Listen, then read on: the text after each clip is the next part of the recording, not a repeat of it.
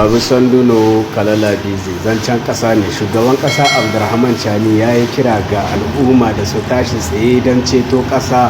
Ya bayyana cewa idan kowane ɗan ƙasa ya bayar da dala 20 a wata za a iya tara biliyan 2 da miliyan 700 domin tallafa wa sojoji da kayan aiki da makamai. Shugaban ya jaddada cewa wannan ba kawai gudunmawa ba ce har da kai tsakani da Allah. Baba, tsakani da Allah, wallahi sun matallahi talaka suna son ku. Talaka ya muku komai nashi yanzu tsakani da Allah kuma kun wuce roƙo. Duk bankunan ku a buɗe suke.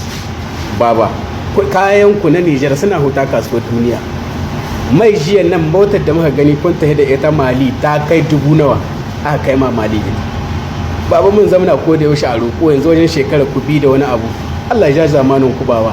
Ku diba Mali, ku diba Burkina, mini da gare su baba, ko miye kun yi su, amma har dan banga ba wanda ya tambayo gwamnati wani abu. Yau mu shinan ku ga sanar da kwana 70 da wani abu ku ba su ko biye ba.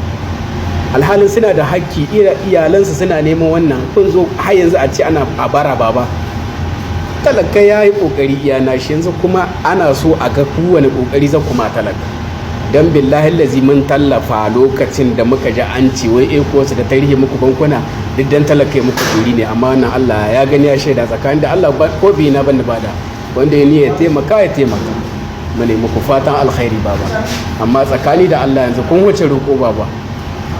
Gaskiya in ta zo a faɗe ta tsakani da Allah, batta yiwa Mali Burkina wai mun yi su komi, amma mu ko da yaushe muna a roƙo. Ko ta diba makaman da suka so Mali, Ot mun ga makaman da Mali ta sayo, haka mun ga na Burkina wanda suka so. Mu har yanzu sojojin mu duk irin abubuwan da ake wani yaƙe-yaƙen tashin hankali da yanda ake shi a Burkina da Mali wallahi babu shi a Nijar. Amma ko da yaushe mun zama a roƙo babu, ku tashi ku tsaya da ƙafafuwan ku, kakku bai shawarar zankare ku ya rika ce muku wai dan Nijar ya ci da dan Nijar kuna ta matsa talaka har yanzu yana son ku. Wallahi so ne yake dasa kiyayya tsakaninku da talaka a komo ba a ƙaunar ku.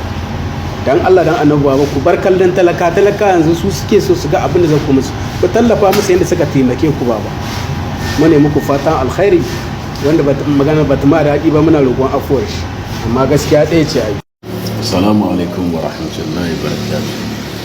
Yan wa ne mana fatan alkhairi. Jiya na yi wani bidiyo da nake cewa wai dala 20 wadda Chani yake cewa a gama na ce yanzu sun wuce bara. Tabbas na ga mafi yawan sun bi gaskiya. Dama ni mafiya na in ka ce ka bi ni dan in maka ƙarya in ɓoye wani abu ka jaja ma kakka aiki ga har ka yi amfanoyin gina matan da wuri. Dan ni so na da mutum baya hana in faɗi gaskiya yanzu rika wani kwana wannan ba ni bane ba gaskiya.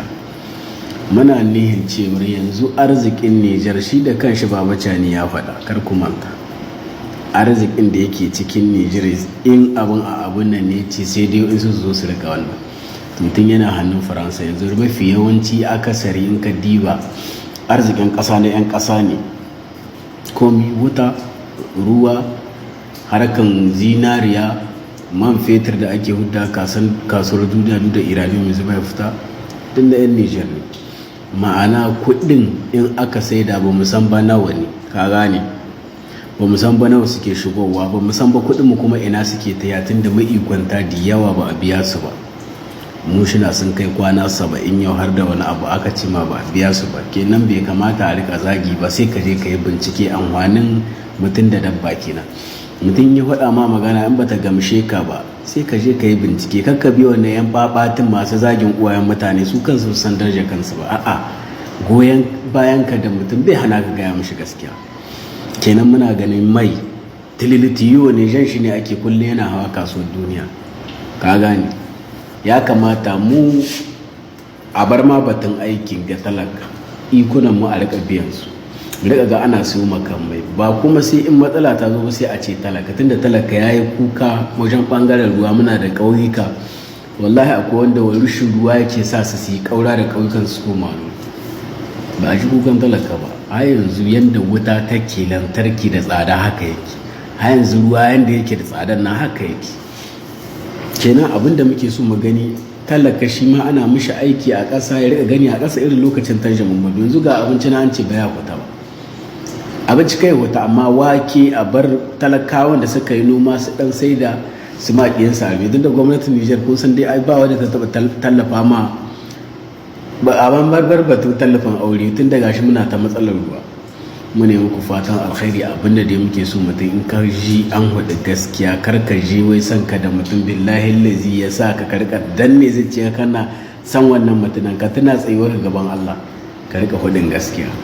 Mushinan nan su ne ginshikin ilimi a Nijar, su ne Nijar kin gabaki daya shi ya ka hacca ni wannan zaman da yake a ce ba a biya su ba. Mali ba su koma makaranta ba, Burkina ba su, duk kasashen nan ina yau sun zo su rika mana wayo suna kwashe mana arzikin kasa ana kaiwa can wurin su ana dambarewa musu bamu da cikin jahilci. A ga bai yiwa magana da muka yi ba wai mun aibata gwamnati bane ko kuma mun gaya mishi magana. Muna da haƙƙi ne mu 'yan ƙasa na a gyara, ba wai mu ba. Wallahi ni ban taɓa yin abu wani ya sa ni billahi lazi babu dan mahalukin. Kawai in ka ji na muka magana ka je ka dan bincika ka gani. Bala ilimin nan kannin mu in suka durƙushe suka zama yanda muka zama ya kake gani. Duk an koma lakwal kaf ku ji wani an ce muku wa'insu ne suke cikin lakwal ka billahi lazi mushina ne suka ce ba su koma sai an biya su. Kuma za ku iya zuwa ku bincika mai neman hujja kuma za a iya kawo mishi insha Allah. Ina mana fatan alkhairi kenan a dibin mushina.